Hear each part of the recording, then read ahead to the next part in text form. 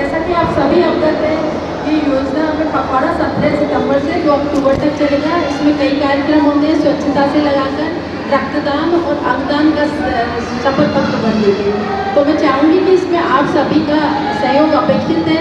जनमानस को आप इस हेतु थोड़ा प्रोत्साहित करेंगे तो वो सब आगे आएंगे और हम अच्छे से अच्छा इस पखवाड़े पे कर पाएंगे। और आप उस पात्रता को यहाँ तक लेके आ जाएंगे, उसका निश्चित रूप से आयुष्मान कार्ड बनेगा और आयुष्मान कार्ड के माध्यम से पूरा परिवार एक हेल्थ कवर के माध्यम से, सोशल सिक्योरिटी के माध्यम से, हेल्थ सिक्योरिटी के माध्यम से अपने परिवार को अच्छा सा इलाज वो करा पाएगा। चाहे वो पंडित दीनदयाल में इलाज कराए, चाहे मैक्स में इलाज कराए, चाहे अपोलो में इलाज कराए, चाहे पंडित जयवंताराम हॉस्पिटल में इलाज कराए। अब सभी के दरवाजे अब अंतर नहीं रहा आयुष्मान कार्ड के माध्यम से कि दीनदयाल में इलाज होगा आपका या कॉर्पोरेट सेक्टर में आपका इलाज होगा। आप स्वतंत्र हैं कहीं भी जाने के लिए, लेकिन मैं दावे के साथ कह सकता हूँ यहाँ पर एडी हेल्थ भी है, अधिकारी भी है।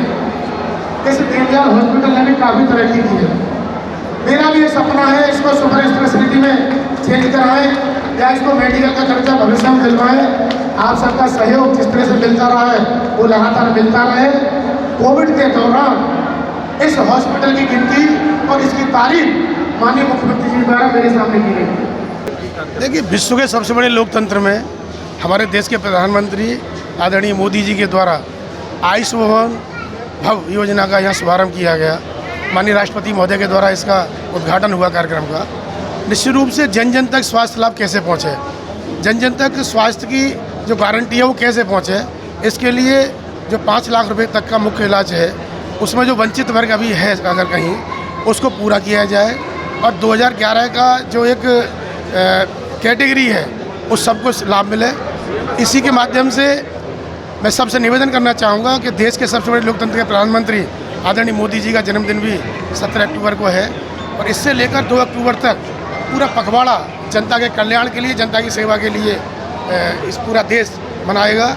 हम सब लोग मिलकर जो अंत्योदय पंडित दीनदयाल जी का सपना है उस नारे को सार्थक करते हुए अंतिम पायदान पर खड़े व्यक्ति को, चाहे वो स्वास्थ्य सेवाएँ हों, चाहे समाज के किसी भी कल्याण की भावना हो, वो जन जन तक पहुँचे और उसका लाभ जन जन तक मिले और उसका उत्थान भी समान रूप से हो। तभी इस देश का जो सपना है भारत माँ का वैभव परम पहुँचाने का, वो सपना पूरा होगा और मोदी जी का भी सपना यही है। तो निश्चित रूप से हम कह सकते हैं कि मोदी जी इस देश को, चाहे स्वास्थ्य का मसला हो या समाज के किसी भी प्रकार के कल्याण का मसला हो, उसको परम वैभव पर ले जाने का काम कर रहे हैं। आपने बड़ी अच्छी प्रशंसा की स्वास्थ्य सेवाओं की, नो डाउट हम भी प्रशंसा करते हैं, लेकिन अंतर्राष्ट्रीय जो संस्था यूनिसेफ वो उत्तर प्रदेश की लचर स्वास्थ्य व्यवस्थाओं को लेकर काफ़ी चिंतित है, जिसका एक बहुत बड़ा आयोजन होना था आज ही, लेकिन तेज बारिश के चलते उस कार्यक्रम को स्थगित कर दिया गया है। क्या कहना चाहेंगे अंतर्राष्ट्रीय लेवल पर यूनिसेफ? देखिए, आप अगर आज की बात कर रहे हैं, मैं नहीं कह सकता। यूनिसेफ ने ही जो पूर्वांचल की सबसे बड़ी बीमारी इंसेफ्लाइटिस थी या अन्य जो मौसम जनित बीमारियां थी, उसको लेकर यूनिसेफ ने तारीफ नहीं की। अंतर्राष्ट्रीय पटल पर इसकी तारीफ की गई, WHO के माध्यम से तारीफ इसकी की गई और आप देख भी रहे हैं कि जड़ से समाप्त करना किसी बीमारी को, चाहे TB जैसी बीमारी हो, चाहे इंसेफ्लाइटिस हो या अन्य मौसम जनित रोग हो, उन सबको पूर्वांचल से लेकर और पश्चिम तक जिस तरह से योगी जी के नेतृत्व में स्वास्थ्य सेवाओं में ऐतिहासिक काम किया गया है और उसका सबसे बड़ा जीता जागता उदाहरण है कोविड जैसी महामारी को ख़त्म करना। सबसे पहले यूपी में कंट्रोल कोविड को किया गया। उसके लिए चाहे अपने डॉक्टर हों, चाहे पैरामेडिकल स्टाफ हो, चाहे अपना स्वास्थ्य विभाग हो, और योगी जी और मोदी जी के नेतृत्व में वो काम ऐसा ऐतिहासिक काम किया गया। इसके लिए आप सबको भी धन्यवाद देना चाहिए। व्यवस्थाओं को लेकर कुछ दर्जा मिलने वाला थोड़ा पंडित दीनदयाल हॉस्पिटल बाबूजी कल्याण सिंह जी के द्वारा स्थापित किया गया और उनका भी एक सपना था कि इस हॉस्पिटल को हम मेडिकल कॉलेज का दर्जा कैसे दिलाएं, लेकिन वो परिस्थिति उस समय नहीं पूरी हो पाई।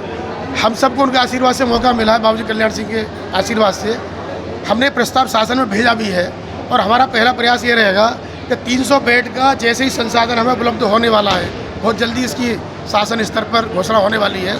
इसकी घोषणा होते ही जब कोई शासन संसाधन 300 बेड का यहाँ उपलब्ध हो जाएगा तो निश्चित रूप से इसको हम सुपर स्पेशलिटी का दर्जा दिलाने में सफल होंगे। और जब सुपर स्पेशलिटी का दर्जा हमको मिल जाएगा तो आगे बहुत से जो एक असाध्य रोगों के इलाज जो हमको यहाँ मजबूरी बाहर भेजने पड़ते हैं, मेडिकल कॉलेज भेजने पड़ते हैं, उसका इलाज हम यहाँ पंडित दीनदयाल अस्पताल परिसर में करा पाएंगे। और हालांकि एक खुशी की बात है कि जब से हमको 3 महीने का पीजी कोर्सेज का ट्रेनिंग यहाँ पर पंडित दीनदयाल हॉस्पिटल में मिला है, उन डॉक्टरों के द्वारा उनको विशेष रूप से धन्यवाद देना चाहूँगा कि अपनी ट्रेनिंग भी पूरी कर रहे हैं और वो 3 महीने का जो समय उनको है, ये चेन लगातार चलेगी। 3-3 महीने के पीजी कोर्सेज के स्टूडेंट हमको अगर मिलेंगे तो इससे बहुत बड़ी, हम चाहे वो हमारी सर्जरी के केसेज हों, चाहे मेडिकल के केसेज हों। ये केंद्र सरकार की एक योजना है आयुष्मान भारत। उस योजना के तहत उसका नाम इस साल सरकार ने बदल के आयुष्मान भव कर दिया है। इसमें जो गरीबी रेखा से नीचे के लोग हैं उनको 5 लाख तक का फ्री बीमा दिया गया है इलाज के लिए, जो गवर्नमेंट सेक्टर और प्राइवेट सेक्टर दोनों में मान्य है। और उसके आयुष्मान 3 का उद्घाटन था जो माननीय राष्ट्रपति महोदया द्वारा दिल्ली से किया गया था वर्चुअली। तो उसमें हमको लोकल विधायक जो है हमारे लगभग 4000 के करीब अब है, जिसमें लगभग 3200-3300 तो नए पर्चे बनते हैं, बाकी पुराने पर्चे भी होते हैं। ये साहब, आप काफ़ी अनुभवी है, आपका काम करने का तरीका, लेकिन देखने में आता है डॉक्टरों की कुछ कमी है जिससे पब्लिक गुस्से में अक्सर देखने को मिलती है। या ऐसे लोगों के लिए कैसे संतुष्ट कर रहे हैं सर आप? देखिए, सबसे बड़ी चीज़ ये होती है कि पेशेंट दुखी तो होता ही है, और ईमानदारी से देखा जाए तो एक डॉक्टर ज़्यादा से ज़्यादा 30 मरीज़ तक मन से देख सकता है, उसके बाद उसको इरिटेशन सा होने लगता है। तो ये एक ह्यूमन टेंडेंसी है। कोशिश हम कर रहे हैं थोड़ा सा साइकोथेरेपी देकर अपने साथियों को बात करके कि भाई जो है आधी बीमारी तो प्यार से बोलोगे यार, उसी से ठीक हो कुल जाएगी। मिला के स्टाफ की कमी है। स्टाफ तो भयंकर कमी है, भयंकर कमी है। जहाँ 600 चाहिए वहाँ मेरे पास 50 है। सर, योजनाओं के नाम बदलने से क्या स्वास्थ्य सेवाओं में परिवर्तन होगा? कुछ ज़्यादा रैपिड?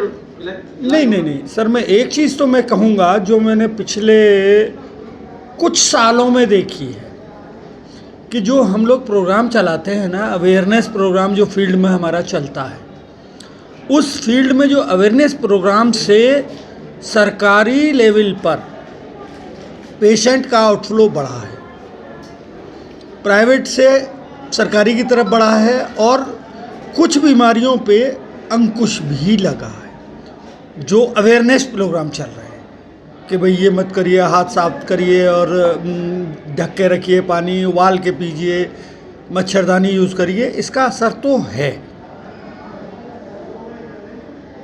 सर, सुना है खसरा बहुत तेजी से फैल रहा है प्रदेश भर में। ये तो सीजनल है, और यदि कहीं किसी मोहल्ले में 4 को हो गया तो बहुत तेज़ी से फैल गया, क्योंकि कभी कभी एक भी नहीं दिखता पेशेंट। ये वायरल डिजीज़ है, ये सीजनल आती हैं, और जितनी भी ये फ्लू और वायरल डिजीज़ हैं 3 बार आती है जब मौसम बदलता है। हमारे यहाँ 3 मौसम होते हैं, उसके बीच का जो पीरियड है उसमें ये बीमारियाँ बढ़नी हैं और बढ़ती रहेंगी। जागरूकता जारी है, जागरूकता अच्छी है। दिमागी बुखार हो, एंसेफेलाइटिस की जो बीमारी हो, उसको जड़ से खत्म करने का काम योगी जी के द्वारा किया गया। बहुत बड़ा काम। उनके मन में कीस थी, किस तरह का हाल, चाहे BRD मेडिकल कॉलेज या अपना BHU मेडिकल कॉलेज हो या अदर जितने भी हमारे संसाधन थे, वो भी कम पड़ जाते थे उन योजना उस बीमारी को लेकर। आज हमारे लिए बहुत गौरव की बात है, सौभाग्य की बात है कि बहुत सी बीमारियों को जड़ से खत्म किया, और बीमारी की रेटिंग भी कम की। जो रेशियो था, रेशियो को भी मिनिमम पर ले आए हम लोग। आज चाहे महिलाओं की मौसम जनित बीमारी हो या अन्य महिलाओं के रोग हो, अपने बच्चों के पीडियाट्रिक के जो रोग हो, उसमें लगातार कमी आई है। और उसका परिणाम रहा है, सबसे बड़ा परिणाम, जब से स्वच्छता मिशन 1 चला, 2 चला, घर घर शौचालय बने, घर घर औषधालय की पहुँच हुई, घर घर हमारी दवाइयाँ मिलना शुरू हुई, तो आप देख रहे होंगे कि चाहे धुएं से बीमारी हो, चाहे मौसम जनित बीमारियाँ हो, चाहे अन्य बीमारियाँ हों, उन बीमारियों की रेट को, उसके स्तर को घटाने का काम किया है, तो मोदी और योगी जी की सरकार ने किया है। और उसी की कड़ी में आज आयुष्मान भारत के जो अभियान शुरू हो रहा है, इसमें जो भी आपके संपर्क में मेरे पार्षद भी बैठे हैं यहाँ पर, मंडल के अध्यक्ष बैठे हैं और सभी कार्यकर्ता बंधु यहाँ बैठे हैं, आप सबकी जिम्मेदारी है 2011 की सूची में जो पात्रता की सूची ये लागू की गई है फिलहाल, उस सूची में जो भी वर्ग अभी छूट रहा हो उसको पूरा करने का काम आप सब लोग करें। अपना जो फील्ड का हमारा कर्मचारी है, हेल्थ वर्कर है, वो भी इसमें सहयोग प्रदान करें। और मैंने आपके भरोसे को और मजबूत करते हुए, जब कोविड मुझे भी हुआ तो महाराज जी बोले, शाम को फोन आया कि भाई तुमको कहीं बेटर जगह यहाँ से चेंज कर देना, रेफर कर देना। मैंने नहीं महाराज जी, मुझे भरोसा है अपनी व्यवस्था पर। इस हॉस्पिटल को 100 बेड से लेकर 450 से 500 बेड तक पहुँचाने का काम कोविड के दौरान किया, और आज इसको 300 बेड का शायद लाभ मिलने, तो आर्थिक स्थिति इसकी है, अब 300 बेड तक का इसका जो एक संसाधन मुहैया कराना है, वो शायद स्वीकृति आई नहीं आई उनकी समय भी, उसकी स्वीकृति भी जल्दी शायद प्रक्रिया में है। मैं समझता हूँ आप सबके प्रयासों से वो 300 बेड की इसकी मान्यता शासन से आ जाएगी, तो उससे इसके संसाधन भी काफ़ी इम्प्रूव होंगे। कुल मिलाकर अच्छा परिसर, अच्छा वातावरण, अच्छा इंफ्रास्ट्रक्चर, एक MRI की आवश्यकता भी यहाँ पर, उसे भी प्रक्रिया में जल्दी हम लोग पूरा कराएंगे। आप सब लोग बेहतर इलाज के लिए सहयोग की भावना के साथ जो भी सहयोग इस अस्पताल परिसर को हो सकता है, यहाँ के चिकित्सालयों को, चिकित्सकों को और पैरा मेडिकल को अपना सहयोग देते रहे ऐसे संकल्प के साथ। और आयुष्मान भारत का जो अभियान है, मोदी जी के जन्मदिवस जो पखवाड़ा है 17 से लेकर 2 अक्टूबर तक का जो कार्यक्रम है हमारा, वो लगातार ये चलता रहे, इसके अलावा भी चलता रहे, आप सबका सहयोग मिलता रहे। मैं आप सबको धन्यवाद देते हुए, अपने यहाँ के चिकित्सकों को धन्यवाद देते हुए, एक और बेहतरीन व्यवस्था की तरफ हम लोग संकल्प लेकर आयुष्मान भारत के साथ हम बढ़ेंगे। बहुत बहुत धन्यवाद। जय हिंद, जय भारत, भारत माता की। धन्यवाद सर। हमें पूर्ण उम्मीद है कि आपके सहयोग से और आपके दृढ़ संकल्प से ये दीनदयाल अस्पताल अपनी नई ऊंचाइयों को छुएगा। और इसी क्रम को आगे बढ़ाते हुए मैं माननीय AD मैम से दरखास्त करूँगा चंद शब्दों में अपनी बात करने की कोशिश करें। धन्यवाद। आयुष्मान भारत समारोह के इस अवसर पर मैं माननीय विधायक जी अनिल पाराशर जी एवं सभी उपस्थित अतिथियों का हार्दिक स्वागत करना चाहूँगी।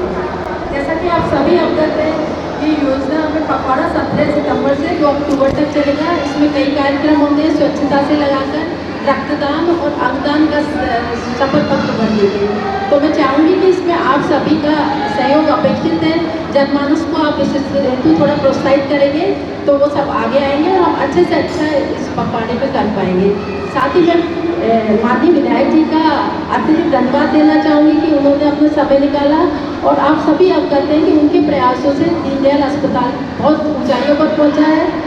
इन्होंने ICU भी, सरकारी पूरा प्रयास है जो यहाँ ICU सुविधाएँ उपलब्ध कराई जा सकें, और सौर ऊर्जा का भी प्लांट वगैरह सब लगा है, और 300 बेड के लिए संसाधन उपलब्ध कराने के लिए भी सर के प्रयास पूर्ण जारी है। और मुझे पूरी उम्मीद है कि सर के प्रयासों से जल्दी ही ये उच्चीकृत होकर सुपर स्पेशलिस्ट हॉस्पिटल अथवा मेडिकल कॉलेज के लिए यहाँ मिल जाएगा, तो बहुत ही अच्छी व्यवस्थाएँ हो जाएंगी। MRI का प्रयास जारी है। तो मैं सबको बहुत बहुत धन्यवाद देना चाहूँगी कि उन्होंने दीनदयाल को इतनी अच्छी स्थिति में पहुँचाया है कि आज यहाँ हम काफ़ी सुविधाएँ दे रहे हैं। धन्यवाद। अभी इस कार्यक्रम को आगे बढ़ा